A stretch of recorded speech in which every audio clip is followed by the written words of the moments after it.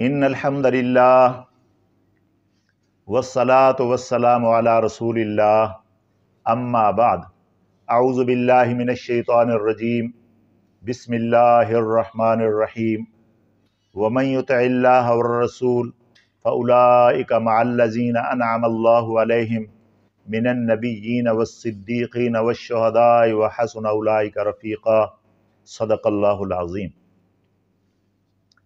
محترم سامعین، جس طرح ہم نے پچھلے درسوں میں عرض کیا کہ آپ صلی اللہ علیہ وآلہ وسلم کو عبد ماننا اور اللہ کا رسول ماننا یہ ایمان کا حصہ ہے۔ اسی طرح کچھ ایسی باتیں ہیں جو ایمان کا حصہ ہیں، ان میں یہ بات بھی ایمان کا حصہ ہے کہ آپ صلی اللہ علیہ وآلہ وسلم کی اطاعت کی جائے۔ میں نے ایک پہلے درس میں عرض کیا تھا کہ نبی کریم صلی اللہ علیہ وآلہ وسلم کو بھیجنا اللہ نے احسان جتلایا، تو احسان کا شکریہ کیا ہے؟ ہم آپ کی اطاعت کریں۔ ان میں سے ایک ہے کہ ہم آپ کی اطاعت کریں۔ اطاعت لازمی ہے۔ جس طرح کسی شاعر نے کہا، محمد کی اطاعت دین حق کی شرط اول ہے، اگر اس میں ہو کچھ خامی تو سب کچھ نامکمل ہے۔ اطاعت ضروری ہے، اس میں خامی نہیں ہونی چاہیے، ورنہ سب کچھ نامکمل ہو جائے گا۔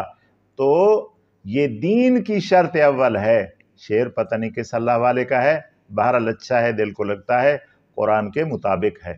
ان شعروں کی ہم تردید کرتے ہیں جو قرآن حدیث کے مخالف ہوں، خلاف چلیں۔ تو اللہ تعالیٰ نے نبی کریم صلی اللہ علیہ وآلہ وسلم کی اطاعت کو لازم قرار دیا، بلکہ اپنی اطاعت کے ساتھ آپ کی بھی اطاعت کا حکم فرمایا۔ اپنی اطاعت کے ساتھ آپ کی اطاعت کو اکٹھے بیان کیا، قرآن مجید میں بار بار اکٹھے بیان کیا۔ جیسے سورۃ محمد میں یا ایھا الذین آمنوا اطیعوا اللہ واطیعوا الرسول ولا تبطلوا اعمالکم، اے ایمان والو اللہ کی اطاعت کرو، اللہ کے رسول کی اطاعت کرو اور اپنے اعمال کو باطل نہ کرو۔ یعنی ان کی اطاعت کو چھوڑ کر اپنی مرضی کے عمل کرو گے تو باطل ہو جائیں گے، اطاعت سے باہر عمل کرو گے تو تمہارے عمل باطل ہو جائیں گے۔ تو اور بھی بہت سی جگہوں پر ہے، انشاءاللہ آگے ان کو بیان کریں گے، ان کو زیر بحث لے آئیں گے، لیکن فی الحال اس آیت کا معنی بتاتے ہیں۔ اللہ تعالیٰ ایسا کریم سخی ہے کہ اپنے بندوں کو اپنی بارگاہ میں التجا کرنے کی، درخواست کرنے کا طریقہ خود سکھایا۔ سورۃ فاتحہ، اس کا نام سورۃ الدعا بھی ہے۔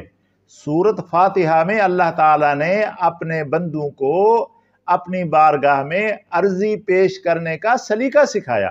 وہ سلیقہ یہ سکھایا کہ پہلے میری تعریف کرو، جب میری تعریف کرو گے تو میں تمہاری تعریف سے خوش ہوں گا، میری حمد و ثنا کرو، اور پھر آپ سوال کرو، جب میں خوش ہو جاؤں گا تو تمہارے سوال کو پورا کروں گا۔ سوال کیا کرو وہ بھی سکھائے کہ آپ نے کیا کیا مانگنا ہے، آپ کو کس چیز کی ضرورت ہے۔ تو پہلی سورت کے پہلے حصے میں اللہ کی حمد و ثنا ہے، الحمدللہ رب العالمین الرحمن الرحیم مالک یوم الدین ایاک نعبد، یہ اللہ کی تعریف ہے، حمد و ثنا ہے۔ آگے سوال وایاک نستعین، پہلا سوال یا اللہ ہم تجھ ہی سے مدد مانگتے ہیں اور مانگتے رہیں گے، تو مددگار ہے، تو مدد کرنا۔ دوسرا سوال اہدنا الصراط المستقیم، اے اللہ ہمیں سیدھا راستہ دکھا، صراط مستقیم کی ہدایت کر، صراط مستقیم جنت میں جانے والا راستہ وہ ہمیں بتا۔ پھر اس کی تفصیل اللہ نے خود ذکر فرمائی، تفصیل خود سکھائی کہ صراط مستقیم کون سا؟ فرمایا صراط الذین انعمت علیہم، راستہ ان لوگوں کا جن پر تیرا انعام ہوا، ان لوگوں کے راستے پر چلا۔ تو ان لوگوں کا راستہ اللہ نے قرآن مجید میں 5ویں پارے میں ذکر فرمایا، جو میں نے آیت مبارکہ تلاوت کی، کہ इनाम याफ्ता लोग कौन हैं? इनाम याफ्ता लोग हैं नबी, सिद्दीक, शुहदा, सालिहीन, अनअम अल्लाहु अलैहिम, अल्लाह ने इन पर इनाम किया। तो ये इनाम याफ्ता लोग हैं। तो अल्लाह ताला ने इनाम याफ्ता लोगों के रास्ते पर चलने का तरीका बताया कि आप अगर ये काम कर लोगे तो आप उनके रास्ते पर चल पड़ोगे, उनके रास्ते पर चलते चलते उनसे जा मिलोगे, उनके रास्ते पर चलते चलते उनके पीछे चलते चलते जन्नत में पहुंच जाओगे। लेकिन दो चीजें आपको पहले करनी होंगी। वो कौन सी? अल्लाह फरमाता है वमन युतिल्लाह वर रसूल, जो शख्स भी, कसे बाशद, मन का कलमाम होता है, कोई भी दो काम कर ले, अल्लाह की इताअत कर ले और उसके रसूल की इताअत कर ले। अल्लाह की इताअत कर ले और अल्लाह के रसूल की इताअत कर ले, तो ये सिरात मुस्तकीम पर चल पड़ेगा। ये इनाम याफ्ता लोगों के पीछे पीछे उनके नक्शे कदम पर चलता चलता चलता जन्नत में पहुंच जाएगा।